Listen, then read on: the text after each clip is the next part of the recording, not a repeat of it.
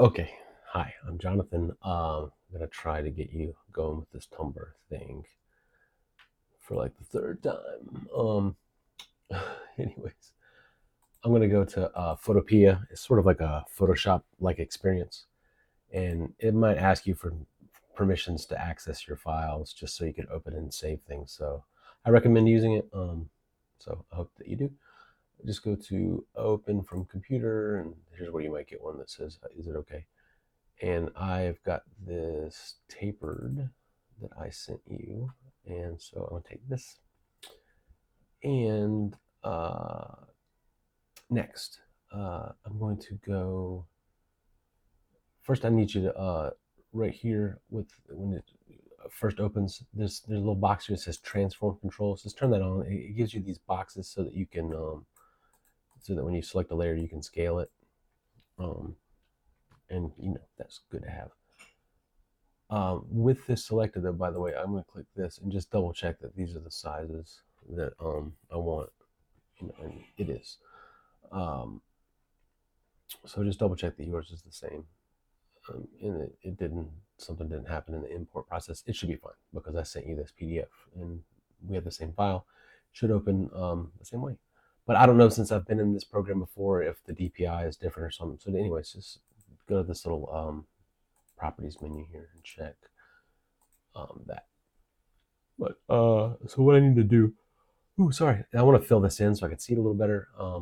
We put our image over top. I'm going to need a little contrast, and also photopea is going to want something to stick this image onto, and I'll show you how that works. So over here on the right, we have our layers panel. I'm going to right click this. This is our path one. I'm going to rasterize it, and we can double click that and call it template if you want to, just to stay organized. You don't have to do that. There's our thing. So now I'm going to go over here on the left, along the side, about halfway down. You'll see this little sort of box here. And since there's a little notch at the bottom, that means there's a tool underneath. I'm going to right click and go to the bucket tool. I just want a solid color, not a wash like a gradient. So I'm going to go to the paint bucket. Red is fine. It depends on your design, but I'm just going to click anywhere inside of that shape, and now we have a red shape. So next we need our template. I mean our tumbler wrap. So I'm going to go to File, Open in Place, and then go find your wrap. I've got one that I got from Creative Fabrica, and I edited the edges to be seamless, and that'll show up here. Now I need to first things first, get it on to the template. So all I have to do is right click that layer and click clipping mask. And so now it only shows up where that shape is that's below it. So it's clipped onto that. So basically you can only see it where that other shape is. So if we change the shape of this red template, then we'll change what can be seen. So if this red thing was a word, then you'd only see this picture inside of the letters. That's how they do picture inside of words and picture inside of anything, really. So this is cool, except it's the wrong size. And so what we need to do, if it was just a square, we could just size it with transform, but we need to warp it out to the shape of this particular thing. So this is where we run into a problem, but I think this is going to work. I wanted to try. I didn't get a chance to try with the checkerboard. But if you go into, like, say Google and just search for like a checkerboard, I did this earlier when I did your when I sent you that other thing. If you right click this and just say copy it, you'd go into photopea and paste this in there and do the same thing. Right click it and make it a clipping mask to that template, and try it with this, because then I think you'll be able to see those lines sort of line up, uh, the checkers and that kind of thing, and then you'll see where the edges be. I think it would be good practice, and I could probably save this, maybe come back later. I'm filling in shapes. Control Z, Control Z, Control Z is undo. Control zebra. I'm going to delete this for now, but I might come in later with a checkerboard or a grid and look at the same warp and see if it lines up. But basically, I think this is what we should do. I'm going to click on that tumbler layer again, that autumn layer, and I'm going to edit, transform, warp. And then all I'm going to do is take the corners of our tumbler and match it up to our red shape. This is again why I made it red. I'm going to roll the mouse wheel to move up and down, but you can click the mouse wheel in and sort of drag around, or you can hold your space bar if you don't have a mouse wheel that clicks in, and just use your regular mouse button to drag around. You can hold the Alt key and zoom in and out. Some software is the same if you've used anything. If not, you do have a zoom magnifying glass over here and a hand tool to navigate all this stuff. But if you can learn the shortcuts, it really helps. Just center mouse wheel, hold the Alt key to zoom in and out, and then sometimes it's Control. I think if you're in a group, but mostly Alt, and then the space bar to sort of help you do that kind of stuff. But anyways, so in order to get around the space bar, I'm going to grab this little guy and move it down there. And now, see, you'll notice that these Bezier handles are showing up. And that is these blue lines here with a dot on it. There's a handle. And it's sort of going to dictate this curve, like you're grabbing it like a wrench and moving this side of this curve from this dot to this dot. These two curves show up, these two handles show up to control the curve. And see, I can bring it down. And don't worry about getting it perfect at first, because you got to get both of them lined up. And then you'll see that there's like a little red sliver there. I could move that up and down a little bit. And then this one's going to, of course, control this side from that top left dot to this dot. These are the Bezier handles that are going to control that. And this would be the same way if you're just making a square. That's all you're doing is this warp thing. I mean, it's got other this warp, you can grab the middle of images and stuff and put like little bits to keep parts from moving. So it's very complicated, but I'm gonna go well, I guess I have to go all the way back anyways, so I wasted some time there. Control Z. I'm gonna go to edit, transform, warp. Okay, so let's not do that again. No more examples. I'm just gonna grab these four corners, put them where they go, and then goof around with these Bezier handles. And I think if you put them like sort of, see how I'm following that this grid line here, and sort of put that dot on that grid line. If I do the same to the other side, it'll be pretty close to being even. Again, it's probably going to change when I start doing the sides a little bit, but we'll get the idea. I'm just going to sort of tweak all these. This is why I said that checkerboard thing is probably a good idea, because with this design being so organic and kind of Van Gogh-ish, it's going to be really hard to tell where things line up perfectly. With a lot of designs, it's not going to matter. But with this one, like say I want this branch to meet the other side of this, I want them to come together as close as possible. I mean, I don't like seams, but so anyways, just sort of play around with these, and that's what you see the red, just sort of get it. And if you can get these Bezier handles to sort of match, I think right on that line is pretty good. That it won't be too distorted, This one can almost go on the curve of the line. There's a mathematical way to do this. This is like 10 inches basically, and this is 8 inches at the bottom, so this is 20%. If you applied that across the entire, every single point from left to right, all the way along, then you could get it exactly perfect. But who's got time for that? And I'm sure that there is some sort of formula you can plug into Excel and have it do it for you. But this seems to be pretty good.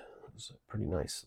So now I'm going to click this checkbox to say, okay, I'm done warping. And you can see now with our transform controls that we can move it around and double check, just to see if it, is doing everything we want it to do. You can hold down the shift key and move one side without the other. But anyways, I like the way this looks. And so what I'm going to do is I'm going to go right click. I'm going to turn that clipping mask off, because if you notice our original shape down here, there was that outline, and it's showing up here because there was nothing there in that design. So this image doesn't have anything to sit on there. It was like sort of cut out of that, and I don't want to see that anymore.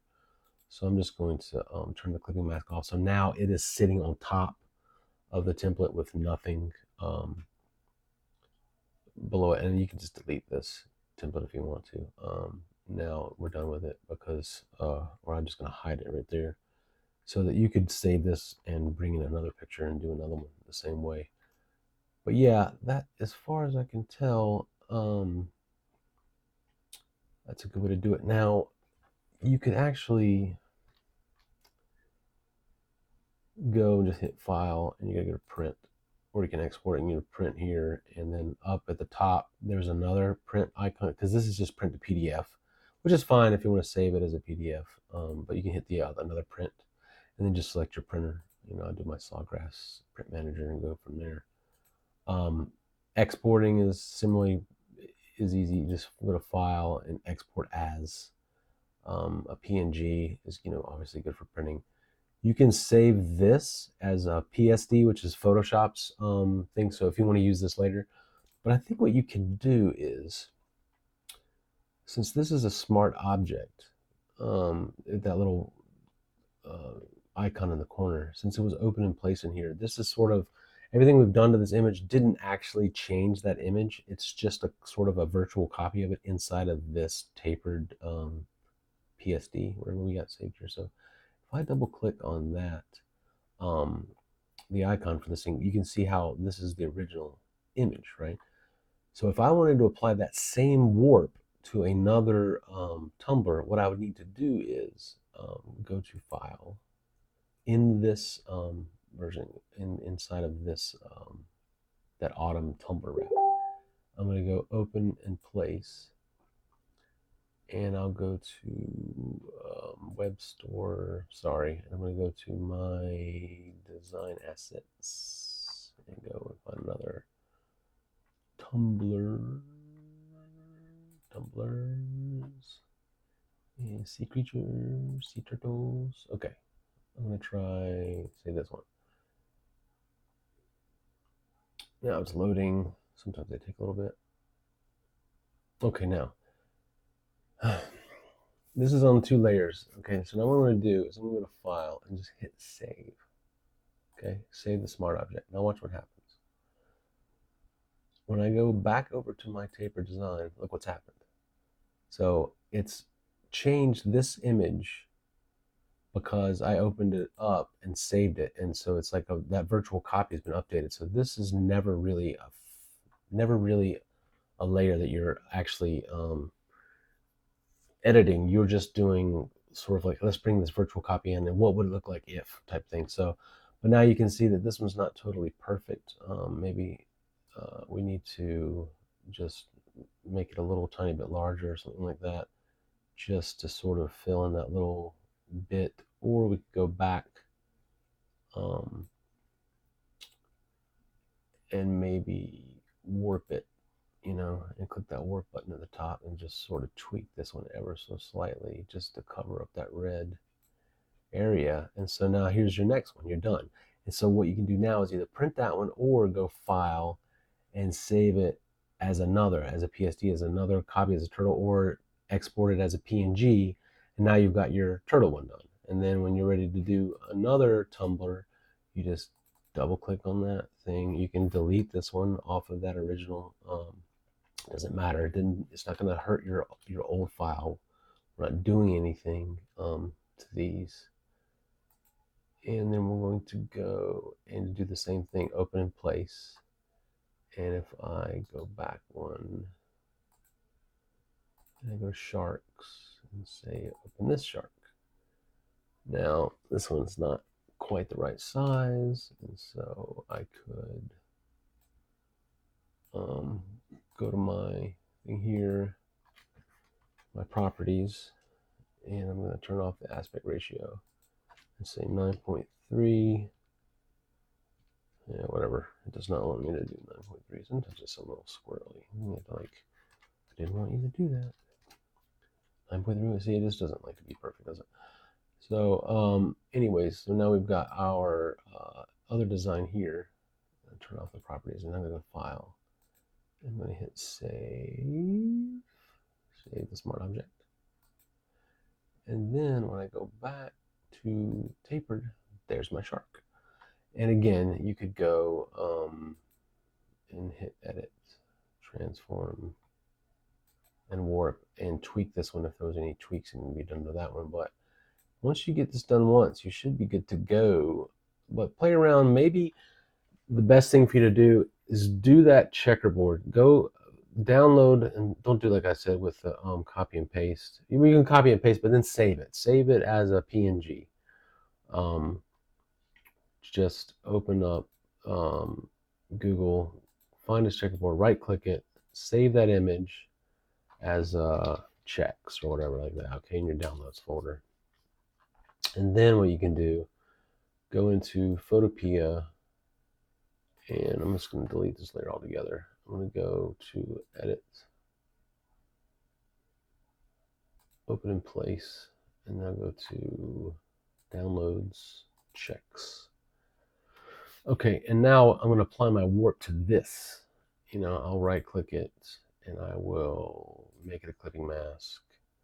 Then I'll go to Edit, and then I'll go to Transform, I'll go to Warp, and we'll do the same thing. And then once you've got this warp and you're happy with the way that everything lines up, now that you have like a real grid to work with, and it might be better off with if you can find a colored grid maybe, or we could always take a paint bucket and turn these white bits into purple bits or something like that, something that stands out. But I think this is going to be good. And just sort of play around with all these handles. Get your warp to where it looks perfect. And then go and just start swapping your pictures out. Yeah, I think that's probably what I would do. I'm sorry I didn't prepare better for this before I got with you on it, but I think this is why I do this kind of stuff for people, because I learn sort of teaching myself while I'm trying to teach somebody else. But I think this is a good idea. Again, keeping those lines, and then double click on it, and then open and place one of your tumbler wraps into here, and then that's gonna really, I think that's where we're gonna bring it up over top of the checkers. I'm gonna go in, and it must be a different DPI. So let's see what happens when I just hit save. No, it's not gonna work. So I'm gonna have to make this. Oh no, because that image was not anywhere close to being the right size. So let me try this. Save smart object. Okay, well, that didn't work. I will get with you on that. I think what I needed to do was, before I did anything, I needed to make sure that that checker board image was 9.3 by 8.2. And what I should have done is this: opened a new file into inches and made it a custom 9.3 by 8.2 at 300 DPI. Oh, okay, I changed the DPI first. 9.3 and 8.2. Great. Okay, and then now you would go and take a checkerboard. Oh, I'm going about this the wrong way, but it's okay. This is how we do things. Copy that. Go back and paste it in. And then scale this mamba jamba up as best we can. It doesn't matter that it doesn't jive with the I just really want the horizontal and vertical lines. Is really all I'm looking for. So I could just put that any old place. And then I would go and file and save this as a PSD and call it checkers or whatever. Like I said, I'd probably crop it first.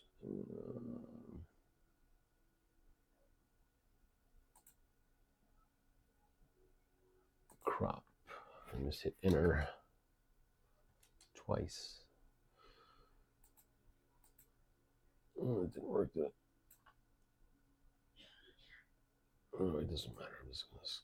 No, it doesn't matter. Okay, let's go with. Why are you not cropping? Like I said, the check button. I guess that's what it wants me to do. No.